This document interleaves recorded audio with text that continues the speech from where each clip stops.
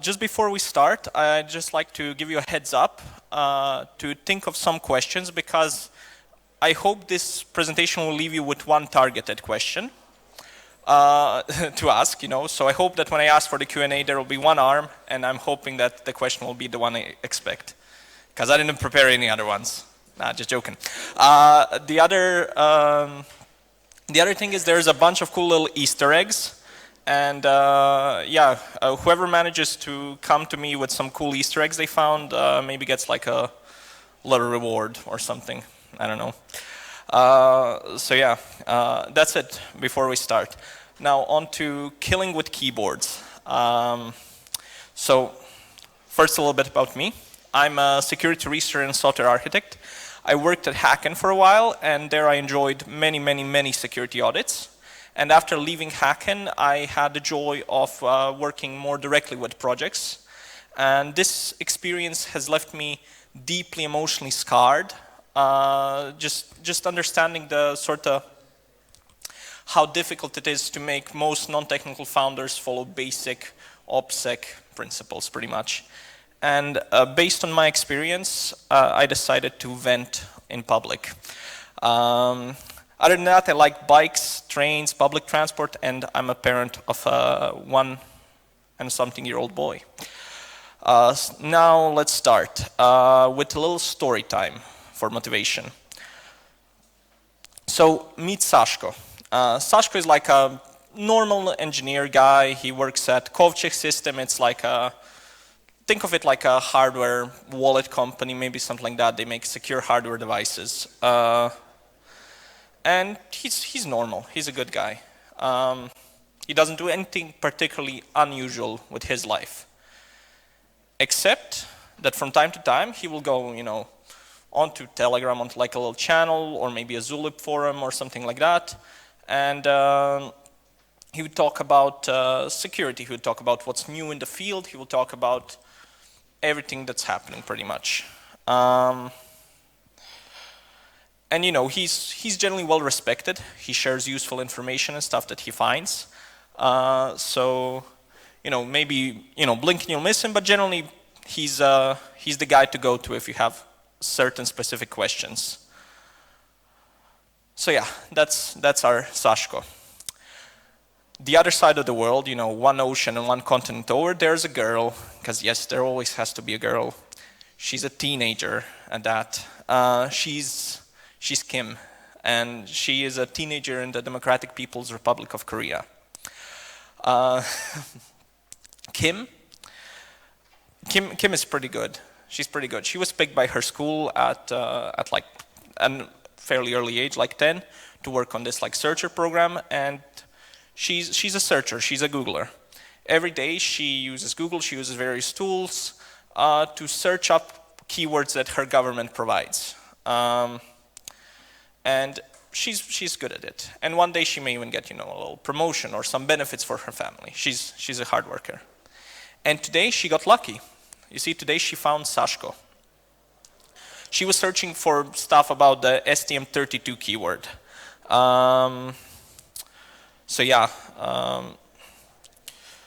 Right now she doesn't even know that he's a he, but we'll find out more soon. Anyway, back to Sashko. It was another day at the office. There was like a big project milestone reached, so everyone got like a little pizza day and a bonus and stuff like that.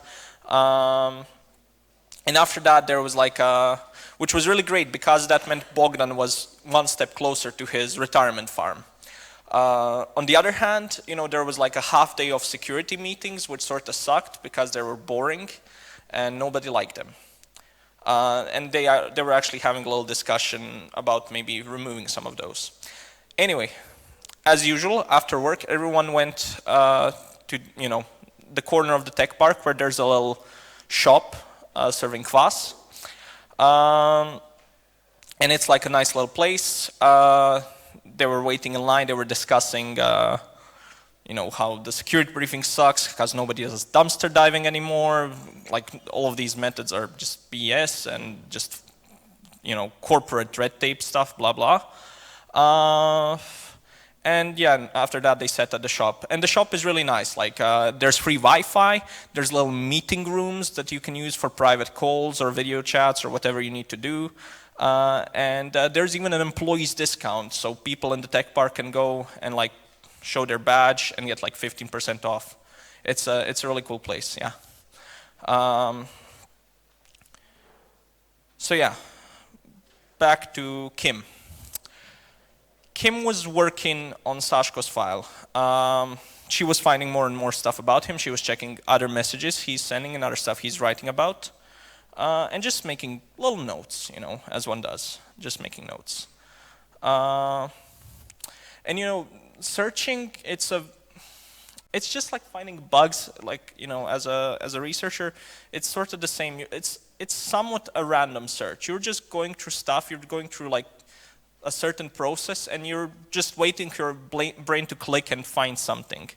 And you know, Kim's group leader, he's a very nice, supportive guy, and he always tells her, you know, because she's young, she's sometimes impatient, she's telling her how to learn patience. He's telling her these like great phrases, like, you know, every petal reveals the flower it came from, and stuff like that. So yeah, she kept searching, and she got lucky. You know, you never know which clue is gonna lead you somewhere, but the seemingly unimportant stuff can turn out to be the most useful. In this case, Sashko was doing like a little review of his personal security, let's say, a while ago. And he noticed that he was checking his accounts and stuff like that, and he noticed that he has his real name on like a Amazon account or something like that, where he had public reviews. So he wanted to make this more private. Well, Sashko just changed his username. Unfortunately, stuff that's on the internet is there forever. No, not the images that you thought you had, but actually they were gone and because Imgur deleted them or whatever.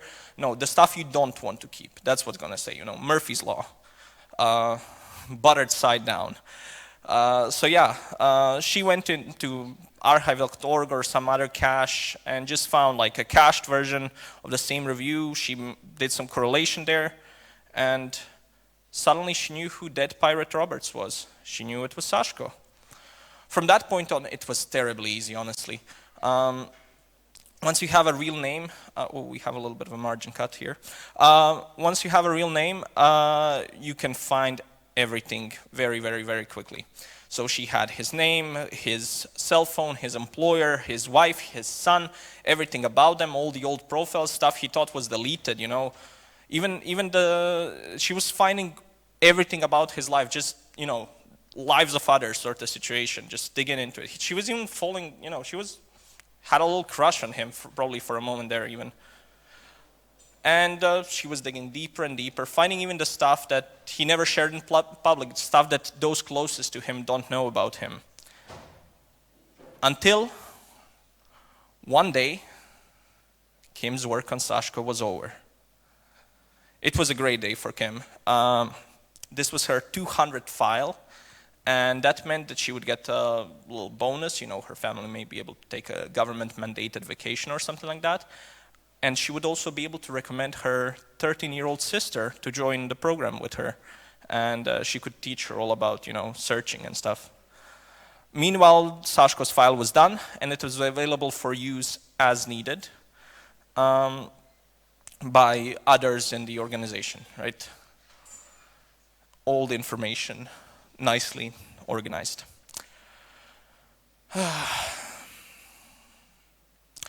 Anyway, forget about it. That's completely unimportant. Some time passes, maybe a year, maybe more, maybe less, who knows? Doesn't really matter. And you know, the coffers are a bit dry, time to find some funds. So yeah, Kim's government becomes aware of a potentially exploitable vulnerability in, let's say, a hardware wallet that's part of the multi-sig controlling a major protocol or something like that. So one of several private keys that would need to be breached. And it's like maybe, you know, the STM32 vulnerability in the version 3.5.1, which is like a USB module vulnerability. And they could use that to extract the key, potentially. And now they just need to confirm, since they managed to spot, that it is a certain product by Kovcek system that they're using, they need to see if it is the exact version. They need to check, but they need inside information about Kovcek systems. This is a discontinued chip, after all. And there's a conference, just like this one. And Sashko is at the conference. It's controlled, like especially here, like there's big burly security guards everywhere. A bit scary, right? And access is controlled, and you need to buy your ticket, and you cannot really enter without one. And it's been a few days of conference talks and everything, and travel and stuff, and it's a good time. And Sashko is a bit tired. And this conference is being held in a hotel. It's like it's not a classified conference, but you do need some level of sponsorship and stuff to get in. And he's chilling around the hotel, and he goes to the lobby for a drink, And there he sees a guy with the Dynamo Kiev hat. Interesting. He's seen him around. He's seen him in the lobby, in the restaurant, in the elevators and stuff like that, And he approaches him, of course, and he's like, "Hey, Dynamo Kiev hat here? Like, what, are you a fan?" And of course the guy's a fan. His name's Jack, by the way, and he's a big fan of Dynamo Kiev, and they have a really nice conversation. They're like they start sharing about life and stuff. They cannot talk about work, of course, it's all classified, right? But they start chatting about sports, Shevchenko, blah, blah, blah, something. And they're talking about sports, life, marriage, whatever they can, they're really approachable, right? And some time passes, and they're both getting a bit hungry, a few drinks in. So Jack is like, let's grab some food. There's a nice restaurant down the street. So they go for food. They're drinking a bit now. It's pretty good. It's a good mood. So yeah, they talk, and it's been a few hours now. And in the middle of that, they're maybe a bit less careful about work after a few drinks now. But yeah, in the middle of that, Jack sort of asks, "So yeah, by the way, we're like in a similar industry, right? We're working on similar products. It's all hardware secure devices, something. So like, I was wondering if you were using this version of the STM32 chip, because I don't want to. I haven't worked with it before. I'm not sure how the documentation is. Are there any potential issues, etc.?" And Sashko is a helpful guy. He's like, "Oh yeah, of course, we used it in so and so, and it's well documented. You don't have to worry." And like Jack is, "Oh yeah, thank you so much. I'd hate to be the first one to use this. Blah blah blah." And that's all great, And they talk a bit more. This is like a sentence that you will miss in a 3-hour-long conversation anyway. They talk a bit more, and Jack is like, "Okay, I gotta catch an early flight," and he says bye to Sashko. And as he's leaving, he's really happy because he's made a new friend, right? He's got Sashko, who's a contact now, who he can use to extract more potential information. They're on very, very friendly terms. He's also got the information he needed, and best of all, and of course he has to catch a flight not to have to explain why he's not really at the conference nor any of the lectures, right? And just lounging. He goes, and he's very happy with how it all went, and he's especially happy that he didn't have to do anything at all unkind to achieve his goals. A few weeks pass, the usual kill chain, and another hack. Millions are just a number anyway. Or alternatively, maybe they sell the same exploit to another repressive regime, and it allows a certain activist organization to be executed because they use that as their encryption key. Who knows? Many uses for encryption, many past crypto. So yeah, I hope this scared you. I really hope this scared you a little bit, because that was the point. The question is now, what do you even do about this? You know, are you gonna go and buy yourself a VPN and stuff like that? Because that's not the answer. That's what, you know, clueless people do. Because security is not just about following a certain, I mean, OPSEC is not, security in general is not just following a certain list of steps blindly. You need to know what you're actually doing. You need to know what your actual threat profile is. So the first thing is, who are you protecting? Like, are you protecting yourself? Are you protecting company secrets? Are you protecting illegal activities? You know, what is it actually that you need to protect?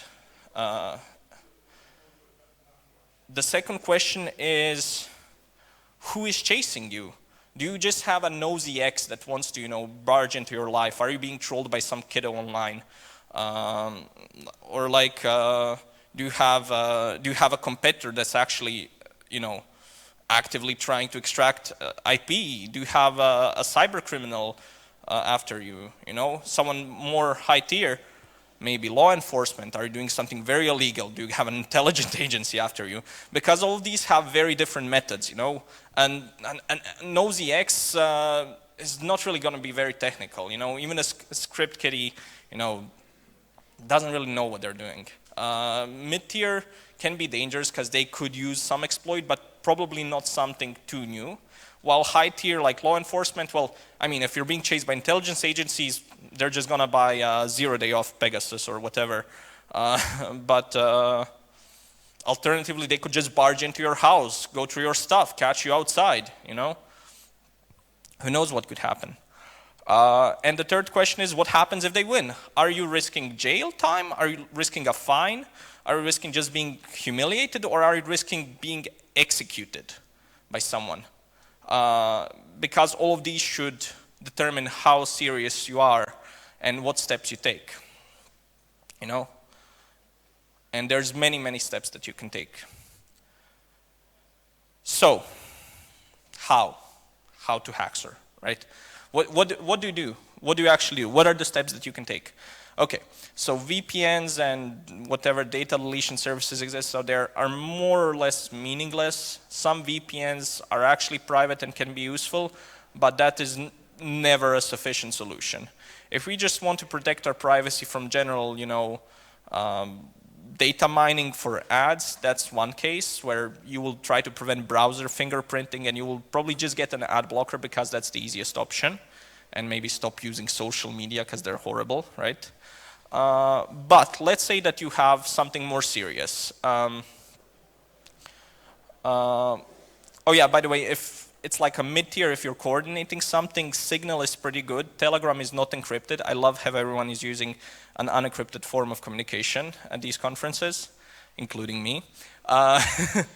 It is fully clear text. I mean, there's now end-to-end encrypted chats and something, but like, come on. It's not really a privacy tool. Let's not call it that. Back to what to do for real, just for 2 minutes. So you cannot protect your real identity. I'm already here, I've been recorded, I've been seen by all of you. You already know me, right? Too late for that. I cannot be anonymous, I cannot be private anymore. I've already been exposed to the internet, I've already been fingerprinted using the Wi-Fi networks around my phone that I use, or whatever, you know? Or the most recent healthcare systems data leak in whatever country you're from, because they happen like every year for some reason. Joyous. What you really can do is make a new identity. That means you need a new device, but with cache, without anyone seeing you. You want to, while doing any activities, you want to make sure your face is obscured, generally in a non-really suspicious way, like, you know, maybe heavier makeup or something fancy during suitable times. Also, you know, overhead caps and stuff like that. Glasses, very good to prevent facial detection.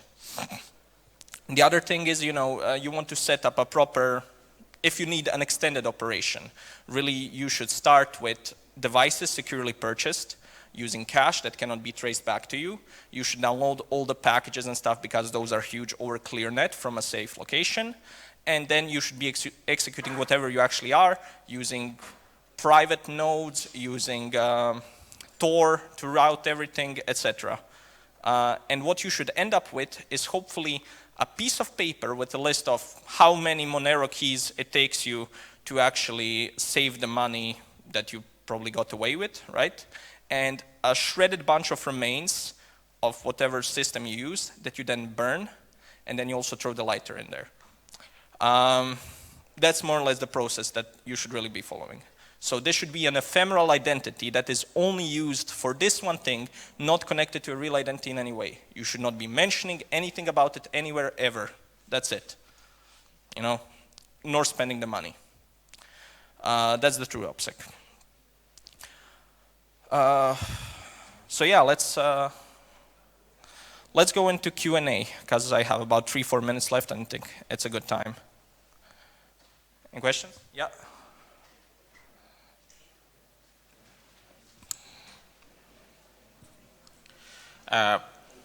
So my question is whether, so you're saying that this kind, like having a untraceable identity is only feasible for a short time for one specific task if you need to do that, and otherwise just forget about having privacy. And I can kind of relate to that, but my question is that there's some notion of privacy that people usually expect and want, which is strictly against like your first tier of attackers, like people being nosy. It's not against like serious threats. And even that is getting more and more difficult just because the amount of information being collected and completely unincentivized parties who don't care about leaking it. And it's not for a specific task, it's just for your life being, you know, free of harassment and intrusions by those who you don't want. So do you have anything optimistic to say about that, or do you think that it's a lost cause? If you don't want something to be public, you shouldn't put it on the public internet. Right now, Signal is the best social network you could use. It's got a chat, it's got statuses, all of it's end-to-end encrypted, and there's no metadata analysis like with WhatsApp, because the sender is also sealed, so you only know that someone is receiving messages and you don't know from whom, in case, you know, Signal were taken. So really, I think if you really want privacy, the future is not public social media. You shouldn't be posting stuff on Instagram. You should be sending it privately, or maybe sharing private statuses on your platform, on your end-to-end encrypted platform of choice, which is mostly Signal. Or WhatsApp is also okay, but you get like metadata analysis by Facebook. So that's the actual solution. If you want to use public platforms, then it's a lot harder. And you cannot really delete anything either. I mean, even script kiddies are gonna be able to do this. Like Kim was 16, right? So yeah, be careful with what you put online. That's the whole thing. You can ask for deletion of a lot of stuff, but many websites will not comply. I tried. Other questions? Let's keep it quick.